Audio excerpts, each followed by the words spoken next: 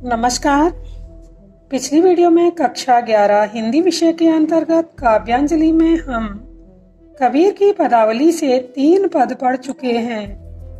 आज आगे के शेष 2 पदों को पढ़ेंगे।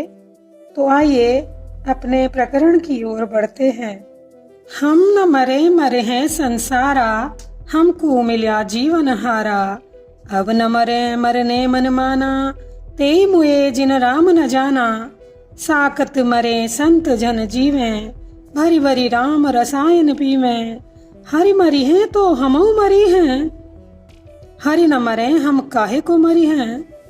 कहे कबीर मन मन ही मिलावा, अमर भये सुख सागर पावा। इस पद के माध्यम से कवि ने ये कहने का प्रयास किया है कि परम ब्रह्म में मन लगाने पर जीव को अमरत्व की प्राप्ति हो जाती है। कवि कहते हैं हम न मरे मरे हैं संसारा। अब ये संसार चाहे समाप्त हो जाए, परंतु मैं नहीं मरूंगा। अब मैं नहीं मरूंगा, भले ही ये सारा संसार समाप्त हो जाए, मर जाए, क्योंकि हमको मिला जीवन हारा। हमको तो मिल गया जीवन हारा, जीवन देने वाला, जीवन देने वाले प्रभु की शरण प्राप्त हो गई है। इसलिए अब चाहे ये पूरा संसार समाप्त हो जाए, परंतु अब मैं नहीं मरूंगा। अब न मरो मरने मन माना। कवि कहते हैं अब मैं नहीं मरूंगा, इसलिए नहीं मरूंगा क्योंकि मैंने मृत्यु को पहचान लिया है। मैंने प्रभु के परम तत्व का ज्ञान होने के कारण मृत्यु को पहचान लिया है। अब तो तेई मुए जिन्हें राम न जाना। अब तो वे मरेंगे जिन्होंने राम और राम के नाम की महिमा को नहीं जाना, अब वे मरेंगे। साकत मरे संत जन जीवें। अब तो शक्ति के उपासक मरेंगे, शक्ति की साधना करने वाले मरेंगे, क्योंकि शक्ति की साधना किसी स्वार्थ सिद्धि के लिए की जाती है। जैसा कि आपने देखा होगा, अपने चारों ओर लोग मन्नतें मांगते हैं, हे देवी माँ मेरा ये सही हो जाए, मेरा ये कार्य सिद्ध हो जाए, हम तुम्हें इसकी पूजा देंगे, उसकी पूजा देंगे। इस तरह की पूजा को शक्ति की पूजा कहा जाता है। तो कवि कहते हैं अब तो साकत मरे, शक्ति की पूजा करने वाले मरेंगे और संत जन जीवें। परम तत्व को जानने वाले ज्ञानी संत जन जिएंगे, क्योंकि उनकी श्रद्धा, उनकी पूजा तो निस्वार्थ होती है। वो परम तत्व को जानने के प्रति उनकी अपार आस्था होती है। इसलिए कबीर कहते हैं अब तो शक्ति के उपासक मरेंगे और परम तत्व को जानने वाले संत जन जिएंगे।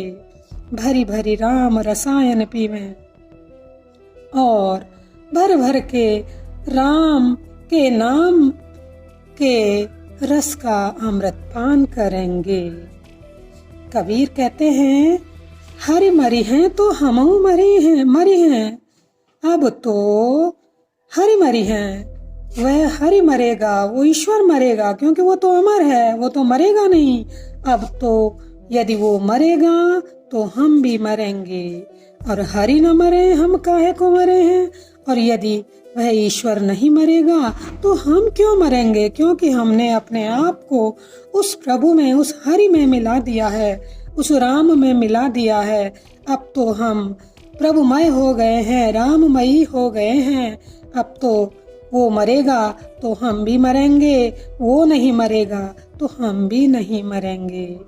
कहे कबीर मन मन ही मिलावा। कबीरदास जी कहते हैं हमने अपने मन को ईश्वर के मन से मिला लिया है। अमर भये सुख सागर पावा, और ईश्वर के प्रेम रूपी आनंद के सुख सागर को पा करके अमर हो गए हैं। तात्पर्य यह है कि कवि कहना चाहते हैं कि मेरी आत्मा आनंद के सागर उस परमात्मा के साथ मिलकर स्वयं आनंद स्वरूप हो गई है। इस पद में कबीर ने आत्मा और परमात्मा के अभेद भाव का प्रतिपादन किया है। अनुप्रास, पुनरुक्ति, रूप का संयोक्ति अलंकारों का समन्वय है। कबीर ने हरिरस या राम रस पीने की बात एक अन्य साखी में भी व्यक्त की है, जिसे हम पहले पढ़ा चुके हैं। कबीर हरिरस यों पिया, बाकी रही न था की, पाका कलश कुमार का, बहुरी न चढ़ियो चाकी। इसका अर्थ हम पिछली वीडियो में बता चुके हैं और अब देखते हैं, आइए आगे। काहेरी नलिनी तो कुमुलानी, तेरे ही नाल सरोवर पानी, जल में उत्पत्ति जल में वास, जल में नलिनी तोर निवास, ना तली तपति ना ऊपर आग, तोर हेतु कहूँ कासन लागी, कहे कबीर जे उदिक समान, ते नहीं मुए हमारे जान। इस पद में महात्मा कबीर ने कमलनी के माध्यम से आत्मा की स्थिति को समझाने का प्रयास किया है। इस पद के दो अर्थ हैं, एक कमलनी के पक्ष में, दूसरा आत्मा के पक्ष में। पहला अर्थ देखते हैं कमलनी के पक्ष में। कवि कहते हैं, काहेरी नलिनी तू कुमलानी। नलिनी का अर्थ है कमलनी। हे कमलनी, क्यों तू मुरझा रही है? तू क्यों मुरझा रही है? तेरे ही नाल सरोवर पानी, क्योंकि तेरी नाल, तेरी डंडी, तेरा तना सरोवर के जल में ही स्थित है, फिर तू क्यों मुरझा रही है? जल में उत्पत्ति जल में वास, तेरा तो जल में ही जन्म होता है और जल में ही तू रहती है, और जल में ही नलिनी तोर निवास। यहाँ निवास का अर्थ है विलीन होने से, समाप्त होने से, और जल में ही संपूर्ण जीवन लीला समाप्त करके तू विलीन हो जाती है। फिर तेरे मुरझाने का क्या कारण है? क्योंकि सरोवर के आसपास तो हवाएं भी शीतल होती हैं, शीतल जल, शीतल वातावरण है। ऐसे सुंदर परिवेश में तू क्यों मुरझा रही है? आगे कबीर कहते हैं, ना तली तपति, हे कमलनी, ना तेरे तल से, तेरे नीचे से किसी प्रकार की कोई तपन है, और ना ऊपर आग, और ना ही ऊपर से आसमान से आग बरस रही है तुझ पर। फिर तेरे मुरझाने का कारण क्या है? कबीर खोजी प्रवृत्ति के थे। वे अपनी खोजी प्रवृत्ति के अनुसार कमलनी का मुरझाने का कारण ढूंढते हुए कहते हैं, तोर हेतु कहूँ कासने लागी। हे कमलनी, कहीं तुझे किसी और से हेतु तो नहीं हो गया है, प्रेम तो नहीं हो गया है, जिसके कारण से तू मुरझा रही है? कहे कबीर जी उदक समान। कबीरदास जी कहते हैं, जो लोग उदक की समान, उदक का अर्थ है जल, जल के समान निर्मल होते हैं, स्वच्छ मन के होते हैं, ते नहीं मुए हमारे जान। वे कभी भी मुरझाते नहीं हैं, वे कभी भी अप्रसन्न नहीं होते हैं, वे तो सदा ही प्रसन्न रहते हैं। फिर तू क्यों मुरझा रही है? आइए अब आत्मा के पक्ष में देखते हैं। कबीर कहते हैं कि हे जीवात्मा, नलिनी को जीवात्मा कहा गया है। हे जीवात्मा, तू क्यों कुमला रही है? क्यों मुरझा रही है? क्यों दुखी हो रही है? हे जीवात्मा, तू क्यों दुखी हो रही है? तेरे ही नाल सरोवर पानी, क्योंकि तेरा नाल, तेरा मूल तो परमात्मा है, तेरा मूल तो परमात्मा है। उस सरोवर का है, परमात्मा के सरोवर में ही है तेरा मूल स्थान। तेरा मूल स्थान तो परमात्मा ही है। तेरा जल में उत्पत्ति, जल में वास, तू उस परमात्मा, जल का अर्थ है परमात्मा, तू उस परमात्मा से ही उत्पन्न हुई है और जल में वास और उस परमात्मा के बनाए हुए संसार में ही स्थित है।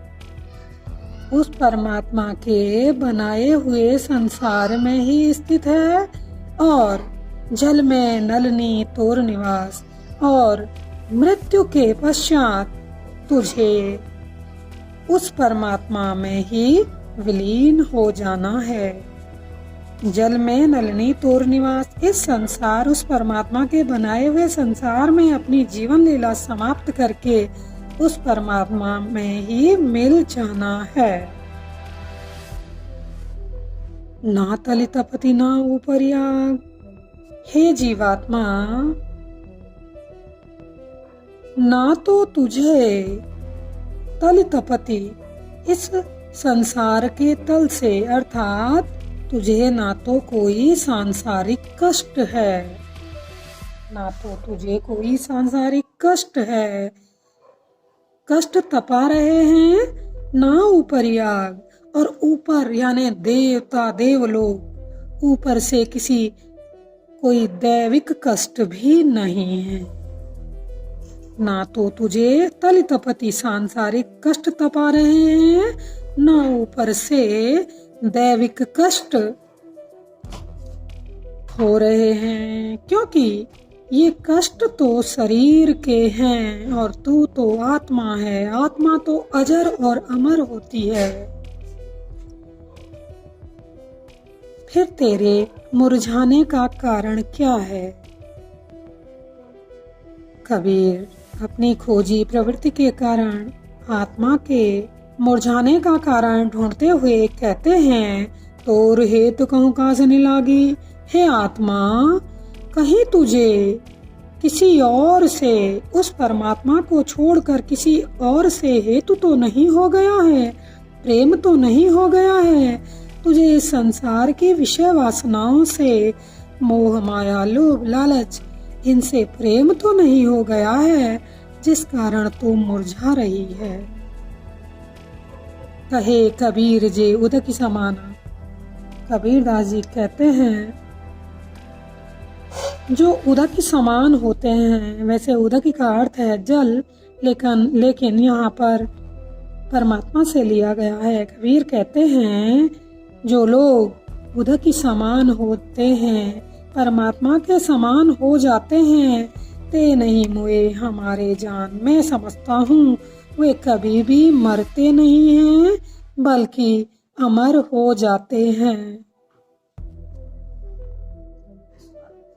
इसलिए हे जीवात्मा, तुझे दुखी नहीं होना चाहिए। परीक्षा की दृष्टि से ये पद अत्यंत महत्वपूर्ण है।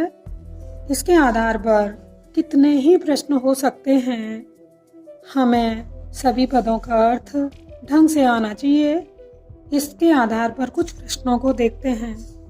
पहला प्रश्न, पद के शीर्षक तथा कवि का नाम लिखिए। यह आप सभी को पता है। पद का शीर्षक है पदावली और कवि हैं कबीर दास। प्रश्न नंबर 2, यहाँ आत्मा की स्थिति किसके माध्यम से समझाई गई है? यहाँ आत्मा की स्थिति कमलिनी के माध्यम से समझाई गई है। अगला प्रश्न है, आत्मा के पक्ष में कमलिनी का मुरझाने का कारण क्या बताया गया है? आत्मा के पक्ष में कमलिनी अर्थात आत्मा का मुरझाने का कारण उसे सांसारिक विषय वासनाओं से प्रेम होना बताया गया है। अगला प्रश्न देखते हैं, दैहिक और दैविक कष्ट किसके हैं?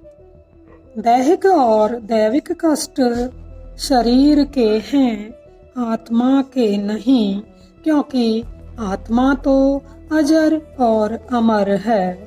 अगला प्रश्न है, कवि के अनुसार इस संसार में मृत्यु किसकी नहीं होती? कवि के अनुसार इस संसार में मृत्यु उनकी नहीं होती जो परम तत्व को जानकर प्रभुमय हो जाते हैं और अमर तत्व को प्राप्त करते हैं। अगला प्रश्न है, इस काव्यांश में प्रतीकात्मकता क्या है? किन किन प्रतीकों के माध्यम से कवि ने अर्थ को समझाने का प्रयास किया है? उत्तर, इस काव्यांश में नलिनी आत्मा का, सरोवर ब्रह्म तत्व का तथा उदिक है ब्रह्म का प्रतीक। आज की वीडियो में हमने कबीरदास की पदावली समाप्त की है। आगे भी इसी प्रकार आगे के चैप्टरों को लेकर हम आते रहेंगे, इसलिए हमारे चैनल को सब्सक्राइब करना ना भूलें।